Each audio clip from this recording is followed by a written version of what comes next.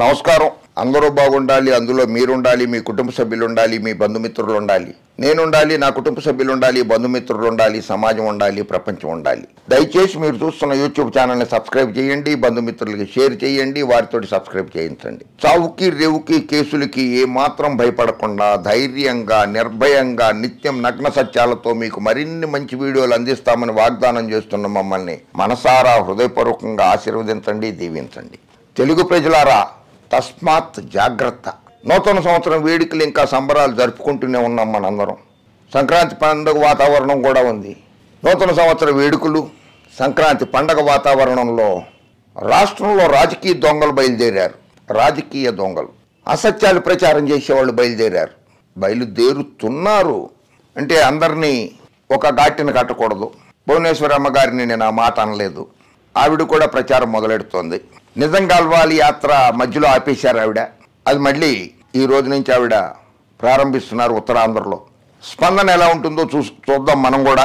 Telugu Desam party అధినేత నారా చంద్రబాబు నాయుడు సతీమణి భువనేశ్వర్ బుధవారం నుంచి 3 రోజుల పాటు ఉత్తరాంధ్ర జిల్లాల్లో నిజం గెలవాలి యాత్ర చేపట్టనున్నారు.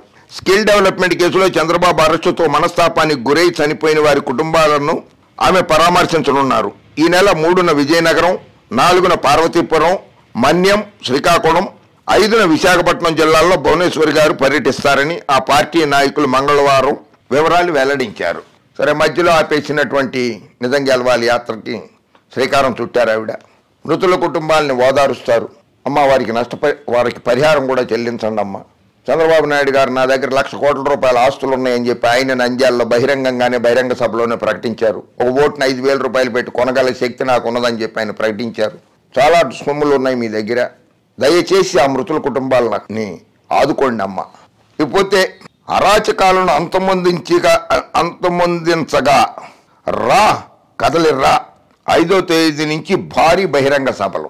5వ తేదీ నుంచి, జనవరి 5వ తేదీ నుంచి ఏపీలో వైకాపా అరాచక పాలనపై ప్రజల్లో చైతన్యం తీసుకొచ్చేందుకు.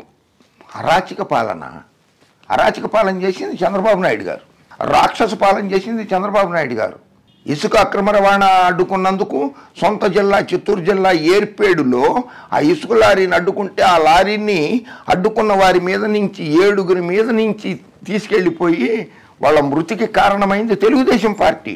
పబ్లిసిటీ పిచ్చి కోసం అని చెప్పి గోదావరి పుష్కరాలలో 29 మంది ప్రాణాలు గాలిలో కలిసిపోవడానికి కారణం అరాచక పాలన, రాక్షస పాలన సాగించింది చంద్రబాబు నాయుడు గారు. వైఎస్ జగన్మోహన్ రెడ్డి కాదు. వైఎస్ జగన్మోహన్ రెడ్డి గారు 151 మంది శాసనసభ్యులు ఉంటే ఆయన పార్టీలో 151 కంటే ఎక్కువ సంక్షేమ పథకాలు, దాదాపు 4,25,000 కోట్ల రూపాయలని 1,87,00,000 కుటుంబాల ఇళ్లకి ఇచ్చారు. ఆయన డైరెక్ట్గా నగదు పంపిణీ చేశారు. డైరెక్ట్ బెనిఫిట్ ట్రాన్స్ఫర్లో చేశారు. జగన్మోహన్ రెడ్డి గారు చేస్తున్నది అరాచక పాలన కాదు, చంద్రబాబు నాయుడు గారు చేసింది అరాచక పాలన. తెలుగుదేశం పార్టీ జనసేన ఆధ్వర్యంలో భారీ బహిరంగ సభలు నిర్వహించాలని తెలుగుదేశం పార్టీ నిర్ణయించింది. కదలిరా పేరుతో ఈ నెల 5 నుంచి 29 వరకు 22 లోక్సభ నియోజకవర్గాల పరిధిలో ఈ సభలు నిర్వహిస్తుంది. 22 నియోజకవర్గాల పరిధిలో నిర్వహిస్తుందిట జనసేన అండ్ తెలుగుదేశం పార్టీ కలిసి. 25 ఉన్నాయి కదా లోక్సభ స్థానాలు. 22లో ఎందుకు మరి మిగిలిన 3 ఎందుకు వదిలేశారు? అంటే అది ఏమన్నా పొత్తుల్లో ఉంటే ఆ పార్టీలు వాళ్ళు చూసుకుంటారు కదా, మనకెందుకని. ఓహో, గొప్ప స్ట్రాటజీనే ఇది. 25 లోక్సభ స్థానాలు, 22 లోక్సభ నియోజకవర్గాల పరిధిలోనే భారీ బహిరంగ సభలు నిర్వహించేది. రోజుకు 2 చొప్పున నిర్వహించే సభలకు తెలుగుదేశం పార్టీ అధినేత చంద్రబాబు లేదా జనసేన అధినేత పవన్ కళ్యాణ్ వీలైతే ఇద్దరు కూడా హాజరు కానున్నారు. ఏ సభలకు ఎవరనేది నిర్ణయించాల్సి ఉంది. కదలిరా పేరుతో సైకిల్ గ్లాసు గుర్తులతో లోగో రూపొందించారు. ఎన్టీఆర్ వర్ధంతి సందర్భంగా 18వ తేదీన, జనవరి 18వ తేదీన మచిలీపట్నం నియోజకవర్గం పరిధిలోని గుడివాడలో భారీ బహిరంగ సభ నిర్వహించనున్నారు. ఆయన ఆత్మకి శాంతి లేకుండా చేసేస్తున్నారు ఈ చంద్రబాబు నాయుడు గారు. ఎన్టీఆర్ గారు ఆత్మకి శాంతి లేకుండా చేస్తున్నారు ఆయన వర్ధంతి సందర్భంగా, అది కూడా గుడివాడలో. ఉమ్మడి మేనిఫెస్టో విడుదలకు ప్రత్యేకంగా మరో బహిరంగ సభ నిర్వహించాలని నిర్ణయించారు. ఇది కూడా సంక్రాంతి లోపే ఉంటుందని తెలుగుదేశం పార్టీ రాజ్య అధ్యక్షుడు కె అచ్చెన్నాయుడు తెలిపారు. అది దానికి మళ్ళీ మేనిఫెస్టో విడుదలకు ఇంకోటిట. గతంలో మేనిఫెస్టో ఉమ్మడి మేనిఫెస్టో కాదు, అది తెలుగుదేశం పార్టీ 600 హామీలతో మేనిఫెస్టో విడుదల చేసింది. 600లో కనీసం 60 కాదు కదా 6 హామీలను కూడా అమలుపరచలేకపోయింది. మళ్ళీ అసత్య ప్రచారాలతోటి మళ్ళీ ముందుకు వస్తున్నారు. ప్రజలారా గమనించండి, తస్మాత్ జాగ్రత్తగా ఉండండి ఈ రాజకీయ నాయకులతోటి, ఈ అసత్యాలు ప్రచారం చేసే రాజకీయ నాయకులతోటి. రా కదలిరా రా తెలుగుదేశం పిలుస్తోంది రా. ఇవన్నీ ఎన్టీ రామారావు గారు స్లోగన్స్ అవన్నీ. 4 నుంచి జై హో బీసీ, ఇదొకటి మళ్ళీ జై హో బీసీ. ప్రభుత్వ అరాచకాలను ఎత్తి చూపితే కేసులు పెట్టి అరెస్టులు చేసి జైళ్లలో పెడుతున్నారు. బీసీలకు పైసా ఖర్చు పెట్టడం లేదు. బీసీలకు పైసా ఖర్చు పెట్టకపోవడం ఏంటి? అందుకని అప్పుడే చెప్తే మనం బీసీలకి సంక్షేమ పథకాల ద్వారా డీబీటీ డైరెక్ట్ ప్రత్యక్ష నగదు బదిలీతో 2,45,000 కోట్ల రూపాయలు, నాన్ డీబీటీ రూపంలో మరో 1,67,000 కోట్ల రూపాయలు, మొత్తం 4,12 కోట్ల రూపాయలు ప్రయోజనం చేకూర్చారు. ఇందులో రాష్ట్రంలో 87% కుటుంబాలకు సంక్షేమాభివృద్ధి పథకాల ద్వారా ప్రయోజనం అందింది. అందులో 75% ఎస్సీ ఎస్టీ బీసీ మైనారిటీలకే. ఎస్సీ ఎస్టీ బీసీ మైనారిటీలకి అచ్చెన్నాయుడు గారు లబ్ధి చేకూరింది. 75% అంటే 4,12,000 కోట్ల రూపాయలలో 75% వాళ్ళకే చెందింది, ఎస్సీ ఎస్టీ బీసీ మైనారిటీలకి. మీరు శాసనసభ్యుడిగా ఉన్నారు, రైట్ టు ఇన్ఫర్మేషన్ యాక్ట్ కింద అడిగి తీసుకోవచ్చు. ఇట్లా అసత్య ప్రచారాలు ఎందుకు అచ్చెన్నాయుడు గారు? అసత్య ప్రచారం మీరు చేస్తోంది. తెలుగుదేశం పార్టీ హయాంలో బీసీలకు 40,000 కోట్లతో ఉప ప్రణాళిక అమలు చేస్తే జగన్ వచ్చాక పైసా ఇవ్వలేదు. స్థానిక సంస్థల్లో రిజర్వేషన్లు తీసేయడంతో 16,800 పదవులు పోయాయి అని దుయ్యబట్టారు. రాష్ట్రంలో ఇంటింటికి వెళ్లి వైకాపా ప్రభుత్వ దమనకాండాన్ని వివరించేందుకు ఈ నెల 4 నుంచి జై హో బీసీ పేరుతో కార్యక్రమాన్ని చేపట్టాలని నిర్ణయించామన్నారు. మంగళగిరిలో చంద్రబాబు దీన్ని ప్రారంభిస్తారని తెలిపారు.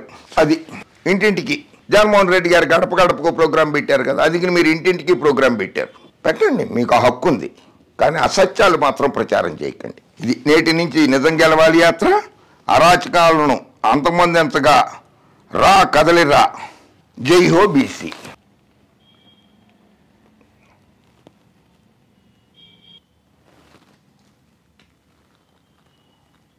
చేసే యాత్రలన్నీ కూడా జగన్మోహన్ రెడ్డి గారిని చూసి కాపీ కొట్టినాయి. కొన్ని జగన్మోహన్ రెడ్డి గారిని చూసి కాపీ కొడతారు, కొన్ని పక్క రాష్ట్రాల వాళ్ళని చూసి కాపీ కొడతారు. కాపీ పేస్టే. తెలుగుదేశం పార్టీ కాపీ పేస్ట్ అయిపోయింది. కుప్పం రైతులు పండించిన కూరగాయల్ని విమానాలలో, కుప్పం నుంచి విమానాలలో విదేశాలలో అమ్ముకునేందుకు ఏర్పాట్లు చేయిస్తాట చంద్రబాబు నాయుడు గారు.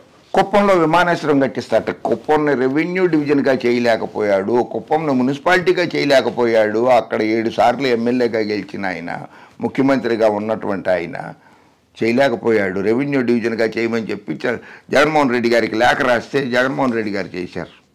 అక్కడ విమానాశ్రయం కట్టిస్తాడా?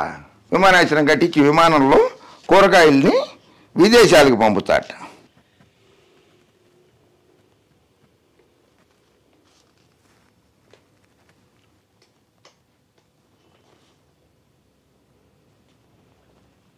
ఇంటింటికి వెళ్తాం అంటున్నారు కదా, ఇంటింటికి వెళ్ళి ప్రచారం చేస్తాం అంటున్నారు కదా అరాచక పాలన మీద.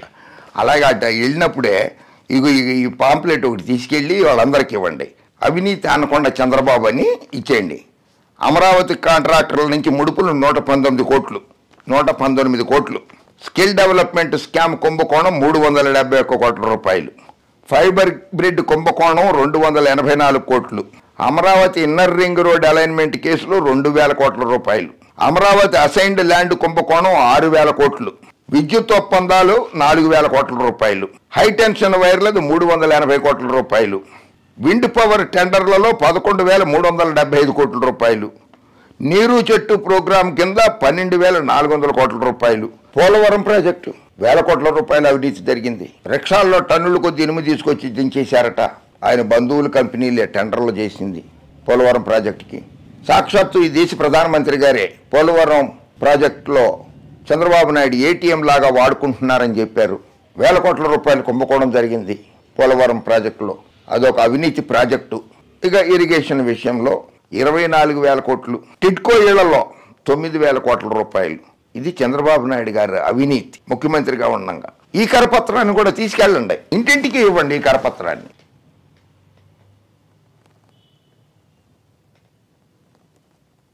ఇంకా అమరావతి భూ కుంభకోణం చెప్పలా నేను. అమరావతి భూ కుంభకోణం అయితే ఎకరాలే దాదాపు ఆ ఎకరాల భూమి దాదాపు 1000 కోట్ల రూపాయల్లో ఉంది. అది బాబు గారు నిజాలు చెప్పడం నేర్చుకోండి. అచ్చెన్నాయుడు గారు మీరు కూడా నిజాలు చెప్పడం నేర్చుకోండి. తెలుగు ప్రజలారా, పండగ వాతావరణంలో మీ కుటుంబ వాతావరణాన్ని ఏది చక్కగా అల్లుళ్లతోటి, కోడళ్లతోటి, మనవాళ్లతోటి హాయిగా గడుపుకుందాం అనుకుంటున్నటువంటి మీ నిజ జీవితాలని మభ్యపెట్టడానికి, అసత్యాలు ప్రచారం చేయడానికి ఇంటింటికి కూడా తిరుగుతారట. తస్మాత్ జాగ్రత్త. జై హింద్.